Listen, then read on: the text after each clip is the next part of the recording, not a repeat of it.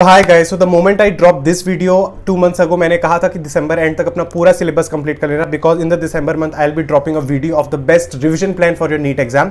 And आपकी journey 2 साल की कितनी भी खराब हुई हो, कितनी भी अच्छी हुई है, वो मैटर नहीं करता। अगर आपने आखिरी के 4-5 महीनों को कितने अच्छे से यूटिलाइज किया है, वो मैटर करता है। एक बहुत ही खराब नीट एस्पिरेंट की जर्नी भी बेस्ट हो सकती है। 99% चांसेस सिलेक्शन के, अगर आपने अपना आखिरी के 4-5 महीने एकदम वेल प्लान और वेल एग्जीक्यूट आपने किया हुआ है। तो एग्जीक्यूट करने के लिए तो अभी बहुत सारे नीट एस्पिरेंट रेडी है, लेकिन उनको एक प्रॉपर चीजें बताने वाला कोई भी नहीं है। So I am here with the best revision plan video. ये कोई वैसा वीडियो नहीं है कि क्या हम 0 to अब चालू करें तो नीट क्रैक हो सकता है कि नहीं, ये फालतू वीडियोस में नहीं बनाता। रिवीजन प्लान का वीडियो है, मतलब आपने कुछ हद तक आपने सिलेबस एक बार तो अपना कंप्लीट कर ही लिया, जैसे मैंने अपने पुराने वीडियो में कहा था। एंड आपको बेस्ट रिवीजन प्लान बता रहा हूं कि कैसे आपको अपने सब इतने सारे हंड्रेड्स ऑफ चैप्टर्स हैं, 81 चैप्टर्स का पूरा सिलेबस, आपको कैसे उसको मैनेज करना है। और ये वीडियो में सिर्फ मैं ड्रॉपर्स के लिए नहीं बता रहा, मैं सबके लिए बता रहा हूं कि अगर आप स्कूल जा रहे हो, आपका बोर्ड एग्जाम है, तो आपको कैसे मैनेज करना है। अगर आप एक ड्रॉपर हो तो आपको कैसे मैनेज करना है। Everything will be there in this video, and this is going to be the best video on the whole YouTube. आप जाके किसी भी मेंटर का रिवीजन प्लान देख लेना और मेरा देख लेना, आपको पता चल जाएगा। And it's not like other mentors की तरह मैं जाऊंगा 10 यूट्यूब पे पहले खुद रिवीजन प्लान वाले वीडियोस देखूंगा, फिर एक फाइनल स्क्रिप्ट बनाऊंगा। ना इतना टाइम है मेरे पास और ना इतना कम टैलेंट है मेरे पास। मैं फाइनली जो अंदर से मेरे को लगता है कि this is the kind of the hard work that the aspirant should be doing, वो मैंने अपना आईपैड लिया, अपना पेन लिया, पूरा मैंने स्कीमेटिक प्लान बता दिया, जो भी आपको आईपैड स्क्रीन रिकॉर्डिंग में मेरे देखने को मिल जाएगा। So in case you are new to my channel, this is Om Mishra, currently pursuing my MBBS from GMC Vadodara under the MS University, and I have cleared my NEET 21 with an overall score of 639 marks. So let's start our video. Also, I just want to say this one particular point कि आप YouTube पे बहुत ज़्यादा droppers के भी video देखते हो कि जो मल्टीपल टाइम ड्रॉप्स लिए, and they might be saying कि नहीं आखिरी के 1 महीने में भी हमने इतना हार्ड वर्क किया था तो हमारा सिलेक्शन हो गया। फर्स्ट ऑफ ऑल, सबकी जर्नी अलग होती है, सबकी डेस्टिनी में अलग अलग चीज़ें लिखी होती हैं, बट हमारी डेस्टिनी उतनी अच्छी हो, हम उतने लकी हो कि हम आखिरी 1 महीने में उतना फोकस बरकरार रख पाए, उतना हमारा माइंड का लेवल, लेकिन वो सब आपको कुछ भी नहीं पता। लेकिन जो आपके हाथ में है वो है आपकी पंक्चुअलिटी, आपका डिसिप्लिन और उस चीज को एग्जीक्यूट करने का तरीका। इसलिए मैं कह रहा हूं कि बाकियों की multiple time dramatic dropper story देख के ये मत सोचो कि मैं भी आखिरी के महीने में पढ़ना चालू करूंगा। कुछ उनके साथ ऐसी सिचुएशन आई होगी तभी उनका आखिरी महीने में बहुत उन्होंने हार्डवर्क करके निकाल लिया। टाइम को वेस्ट मत करो। So let's start our video. So again this is the revision plan from January month to May month. May 5 को शायद प्रोबेबली संडे है, तो आपका नीट का डेट वही है। एंड जैन मंथ का अगर मैं आपको टारगेट बता दूं, पहले तो मैं मंथ वाइज आपको टारगेट बताऊंगा, कितने मॉक टेस्ट देने, कैसे आपको पढ़ाई करनी, 2 टेस्ट के बीच में आपको क्या क्या करना है, क्या नहीं। And the first and the most important thing is मैं आपकी पूरी प्रिपरेशन, पूरा आपका अच्छा रिविजन थ्रू मॉक टेस्ट ही कराने वाला हूँ। फुल सिलेबस मॉक टेस्ट ही आपको देना है। तो just get arrange lot of mock test, approximately 30 to 40 mock test मैं आपको 5 महीने में दिलवाने वाला हूँ इस प्लान के थ्रू। तो just arrange NCERT based mock test, ताकि ज्यादा टफ मत ले लेना है आउट ऑफ NCERT, हो कॉन्फिडेंस डाउन हो जाएगा खाली खोटा। तो जो NCERT मॉक टेस्ट हो प्लीज अरेंज कर लेना, मैं आपको मॉक टेस्ट के थ्रू वो करवाने वाला हूँ। और अपने अंदर का फियर हटा दो, टेस्ट देने का, टेस्ट दे के ही इंप्रूवमेंट होगी, बिकॉज अल्टीमेटली तो आप 2 से 5 देने वाले हो, उसी चीज की प्रैक्टिस करो ना अभी से, चाहे वो आपका फियर हो, चाहे कम मार्क्स हो, कम नॉलेज हो, सब आपका इंप्रूव होगा 4-5 महीनों में। तो सबसे पहले मैं बता देना चाहता हूं कि आपको एवरी संडे टेस्ट देना है जनवरी मंथ में। जनवरी मंथ में प्रोबेबली 4 या 5 संडे आएंगे, तो 4 और 5 संडे को 2 से 5 जो टाइम होता है, 5:30 आई गेस होता है, वो आपको वहीं पे आपको टेस्ट देना है। एकदम बायोलॉजिकली अपने आप को अभी से प्रिपेयर कर लो उस दिन और उस टाइम के लिए अभी से। एंड सबसे पहले मैं जो नॉन स्कॉलर्स है, जो स्कूल नहीं जा रहे, जिनका बोर्ड एग्जाम नहीं है, जो ड्रॉपर्स हैं, उनका स्केड्यूल बता देता हूं। तो आप एवरी संडे टेस्ट दोगे तो आपके पास एक संडे को टेस्ट दोगे और दूसरे संडे को टेस्ट दोगे तो आपके पास 1 हफ्ते का टाइम रहेगा। तो उस 1 हफ्ते में आपको क्या करना है, तो आपको एवरी डे NCERT रीड करनी है, NCERT बायोलॉजी की रीड करनी, मिनिमम 2 चैप्टर आपको रीड करने हैं और 3 आवर्स के स्पैन में आपको रीड करने हैं। 3 आवर्स के स्पैन में 2 बायोलॉजी के चैप्टर, और वीक से लिस्ट बना लो कि मेरे वीक चैप्टर है, मतलब इनकी NCERT बहुत कम पढ़ी, कंटेंट ही नहीं याद है, फिर ये मॉडरेट लेवल के चैप्टर, और ये सबसे स्ट्रॉन्ग चैप्टर है जिनकी NCERT मैंने बहुत अच्छे से पढ़ी है। तो चालू करो वीक वाले लिस्ट से। तो एवरी डे आप 2 चैप्टर पढ़ोगे तो हफ्ते में लिटरली आप 14 चैप्टर्स बहुत अच्छे से पढ़ाई कर लियोगे। ओके, तो उसके बाद आपको 100 MCQ बायोलॉजी के एवरीडे प्रैक्टिस करने हैं। 1 घंटे में आपको 100 MCQ करने, क्योंकि आपको नीट में तो लिटरली 40-45 मिनट में आपको 100 MCQ सॉल्व करने की आदत होनी चाहिए। तो एवरीडे 2 चैप्टर रीड करना, 100 MCQ सॉल्व करना, NCERT बेस्ड, उसमें PYQ इंक्लूड होंगे तो वेरी गुड। ओके, फिर एवरीडे टारगेट में आता है आपका 50 to 60 फिजिक्स के MCQ सॉल्व करना। अब आपकी नीट में भी 50 MCQ आने वाले हैं, तो आपको 50 to 60 MCQ 1 आवर का टाइमर लगा के चालू करना है। ज्यादा स्ट्रेस मत लेना अगर 1.5 चला गया, 2 हो गया, अभी आपके पास 4-5 महीना है, धीरे धीरे टाइम को कंप्लीट कर देना। लेकिन क्वालिटी ऑफ प्रैक्टिस में वो मत करना कि फटाफट 1 घंटे में कंप्लीट करना है, तो हिंट्स देख लिया, सोल्यूशन देख लिया, आंसर देख लिया, जबरदस्ती अपने माइंड को समझा लिया, ओके इसका आंसर तो ये, बस मेरे 1 घंटे में कंप्लीट कर लिया। इवन इट्स टेकिंग 2 आवर, तो अभी टाइमर मत लगाओ, लेकिन 50 to 60 MCQ आपके फिजिक्स के सॉल्व होने चाहिए। And again week 2 strong, chapter की लिस्ट बनाओ, ये मेरे वीक चैप्टर है, ये मेरे मॉडरेट चैप्टर है, ये मेरे स्ट्रॉन्ग चैप्टर है, उस हिसाब से आप चालू करो अपना। एंड आपको एक इनऑर्गेनिक और ऑर्गेनिक का चैप्टर एवरी डे रीड करना है एनसीईआरटी से, सिर्फ एक, चाहे आप इनऑर्गेनिक लो चाहे ऑर्गेनिक लो, कोई भी आपकी मर्जी का जो आपको पर्सनली आपका वीक लगता है वो आपको पढ़ना है। एंड उसके आपको केमिस्ट्री में सबसे ज्यादा एनसीईआरटी के क्वेश्चन सॉल्व करना जरूरी, क्योंकि केमिस्ट्री में ही नीट वाले सबसे ज्यादा, चाहे इंटेक्स क्वेश्चन हुआ, सॉल्व एग्जाम्पल हुआ, एक्सरसाइज हुआ, इतनी अपॉर्चुनिटी आपको बायोलॉजी और फिजिक्स के एनसीईआरटी के क्वेश्चंस में नहीं मिलेगी जितनी केमिस्ट्री के। तो आप जो भी चैप्टर पढ़ रहे हो ना, मेक श्योर आप उसका इंटेक्स क्वेश्चन सॉल्व करते जाओ, आपके सॉल्व एग्जाम्पल लर्न करते जाओ, और एनसीईआरटी के एक्सरसाइज भी आप सॉल्व करते जाओ। ये आपका एवरीडे टारगेट होना चाहिए। ये तो मतलब करना है, इसके पहले तो सोना ही सोना नहीं है। और ये टारगेट कंप्लीट करने के बाद ऑफ कोर्स आपका कुछ एक्स्ट्रा टारगेट होगा।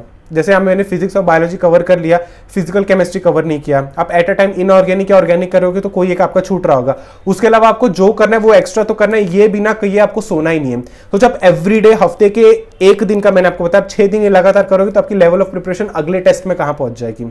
This is how you should arrange your biology. तो मैंने इसलिए इतना डाली क्योंकि आपका 50% बायोलॉजी है, तो you should know how to do biology everyday. Okay, so before going आगे मैं आपको बता देना चाहता हूँ नीट के एक अमेजिंग ऐप के बारे में, मेमोनीट ऐप। एंड जैसा मैंने आपको कहा है कि आपके जो पूरे दिन का जो लो टाइम होता है, जहां पे आप मियरली सिर्फ पढ़ाई और रीडिंग नहीं कर सकते, तो use some kind of innovative app जो आपकी एफिशिएंसी और बेटर कर सके।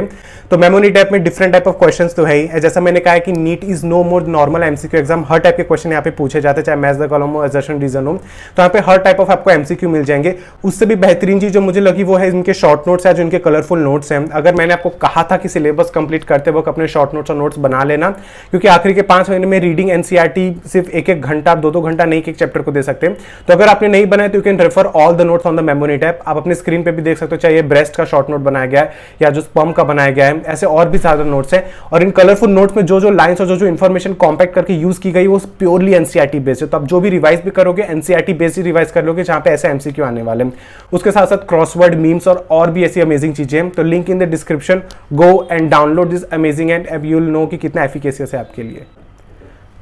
तो आप पूरे हफ्ते पढ़ाई करने के बाद आप संडे को अपना टेस्ट दोगे 2 to 5 PM, एंड एनालिसिस भी आपको सेम डे कर लेना है। एंड आपको फ्रेश स्टडी अपनी चढ़ाई करनी है मंडे से।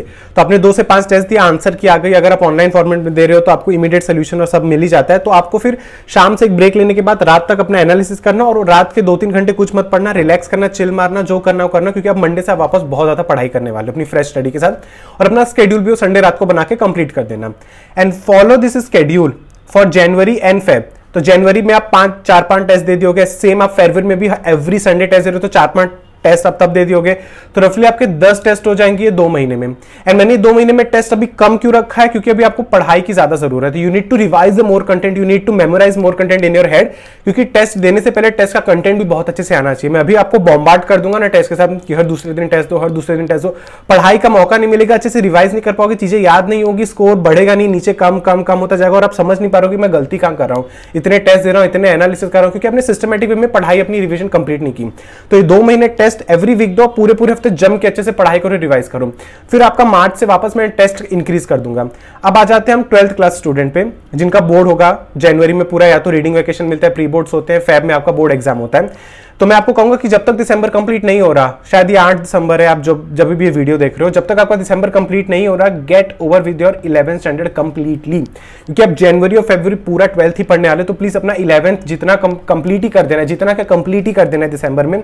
आपकी जो मॉड्यूल सॉल्विंग बाकी है, जो चैप्टर की, आपकी एनसीईआरटी रीडिंग बाकी है, जो चैप्टर की, आपकी फॉर्मुला या शॉर्ट नोट मेकिंग जो चैप्टर की बाकी है, आपके जो डाउट्स आपने सब मार्क करके रखे, मैं टीचर से जाके पूछूंगा, सब कंप्लीट कर दो। 11th पूरा रैपअप कर दो दिसंबर में, अच्छे से एक लास्ट शॉट दे दो अपने हार्डवर्क का। अब जनवरी फरवरी तो देखो आपका पूरा बोर्ड एग्जाम में घुस जाएगा। और मैं पूरा कहूंगा भी नहीं कि बोर्ड एग्जाम के कुछ दिन पहले भी आप नीट का पढ़ते रहो, एमसीक्यू सॉल्व करो, मॉक टेस्ट पढ़ो, नहीं, बोर्ड एग्जाम एक ही बार आता है। इन केस आपका नीट इस साल नहीं निकला, जो आई होप ऐसा ना हो, बोर्ड एग्जाम वापस देना इज अ वेरी बेकार चीज। नीट तो बहुत लोग ड्रॉप लेके दे भी देते, तो बोर्ड एग्जाम एक ही बार लाइफ में आती है, उसको प्लीज अच्छे से 2 महीने फोकस करके दे दो। एंड इट्स नॉट समथिंग कि आपको कुछ अलग से ही पढ़ना पड़ रहा है, you are revising your 12th itself, पर आप ये 2 महीने के स्पैन में कोई भी 11th रिवाइज नहीं करोगे, कोई भी 11th एंड 12th के एमसीक्यू आप उतना मतलब सॉल्विंग नहीं करोगे नीट रिलेटेड, एंड आप कोई मॉक टेस्ट नहीं दोगे। पूरा अपना डेडिकेशन, अपनी पूरी एनर्जी, अपना पूरा अटेंशन अपने बोर्ड्स पे फिलहाल दे दो। अब now you actually are in loss of 2 month compare to all the droppers, जहां आप बोर्ड्स में घुसे हो गए जनवरी और फेब में एवरी संडे टेस्ट देते के बहुत ज्यादा ड्रॉपर जो 200-300 मार्क्स पे होंगे, मे भी वो 400-500-600 मार्क्स तक पहुंच जाए, पर आपके हाथ में कुछ है नहीं। जो आपके पास जो हाथ में उसको अपना बिगेस्ट स्ट्रेंथ बना लो। आपके हाथ में क्या है? 12th की एनसीईआरटी तीनों सब्जेक्ट की। So without any distraction revise and complete your whole 12th NCERT very very nicely, क्योंकि अब आपके हाथ में वही है, तो उसको इतना बेस्ट शॉट दे दो ना कि शायद आपको अगर मार्च और अप्रैल में 12th एनसीईआरटी पढ़ने की ऐसा टाइम ना मिले ना, तो भी आप नीट वाले दिन चले जाओ। I know it's not possible, read करोगे आप, लेकिन बहुत अच्छे से, जितना अच्छे से आप 12th एनसीईआरटी अपनी प्रिपेयर कर सकते हो कंप्लीट कर लो। अब मार्च टू में कॉमन स्केड्यूल मैं बता रहा हूं, चाहे ड्रॉपर्स हो चाहे स्कूल जा रहे थे, अब आपका बोर्ड कंप्लीट हो गया है, तो यहां से मैं कॉमन स्केड्यूल दोनों के लिए बता रहा हूं। अब आपको मार्च टू मई में आपको 2 टेस्ट देने हैं एवरी वीक, जहां भी आप वीक में 1 टेस्ट दे रहे थे, अब आपको 2 टेस्ट दे देने पर वीक, एंड वही आपका आफ्टरनून वाला जो टाइमिंग था 2 से 5 आपको उसी टाइमिंग पे देना है। अब सबसे बड़ा इश्यू होता है भैया 2 टेस्ट के बीच में क्या करें। टेस्ट तो चलो दे दिया, एनालिसिस कर लिया, लेकिन 2 टेस्ट के बीच में सारे नीट एस्पिरेंट्स सब खिचड़ी बना देते हैं।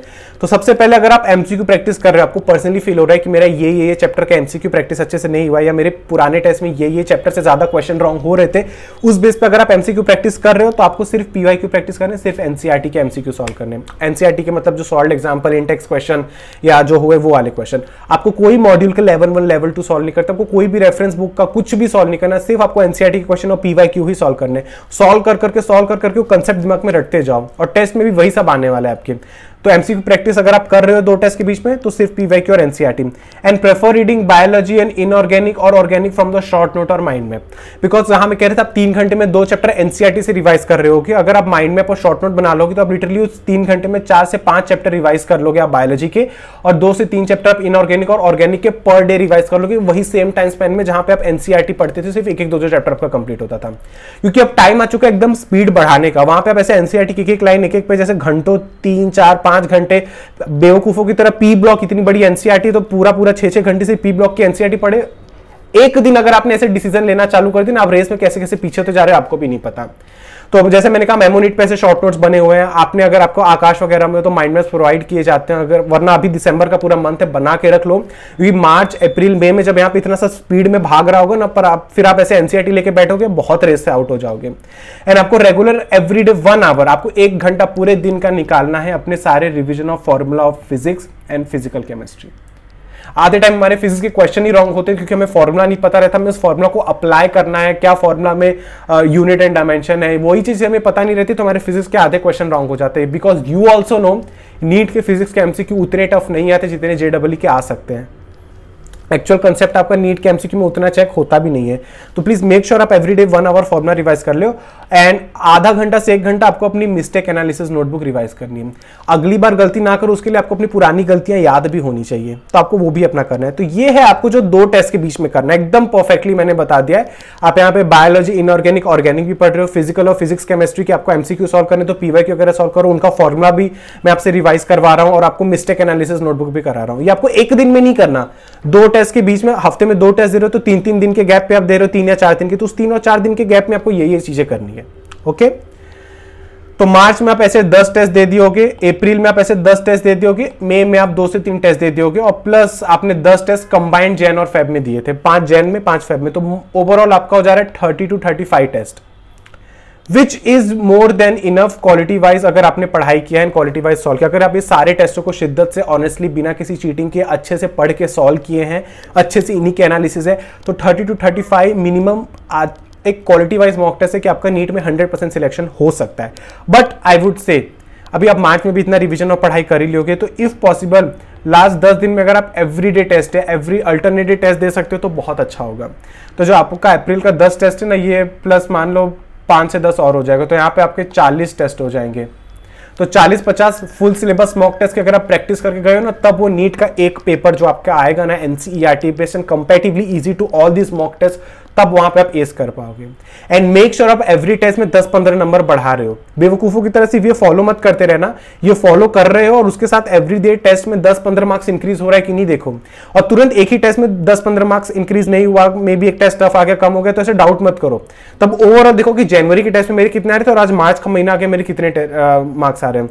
अगर ये ट्रेंड ऐसा आ रहा है ना, तो तुरंत कुछ चेंज करो। अगर ये ट्रेंड ऐसा आ रहा है जनवरी के मार्क्स और मार्च के मार्क्स ऐसे ना, तब आप एक पॉजिटिव डायरेक्शन में जा रहे हो। तो एवरी जगह, सारी जगह बस अपनी एनालिसिस अपने टेस्ट के थ्रू करते रहना कि मेरी लेवल ऑफ प्रिपरेशन क्या है, तभी आपको काम आएगा। सो यार this was a perfect revision video, मैंने जो बता दिया, चाहे आप स्कूल वाले बच्चे हो, बोर्ड्स वाले बच्चे हो, जैसे भी बच्चे हो, आपको बहुत ज्यादा हेल्पफुल होगा। Share it with all of your friends जो नीट की प्रिपरेशन कर रहे हैं, and if you like it तो you will subscribe to my channel and you will like my video, that I know. So मिलते हैं हम अपने अगले वीडियो में। Till then take care and bye bye.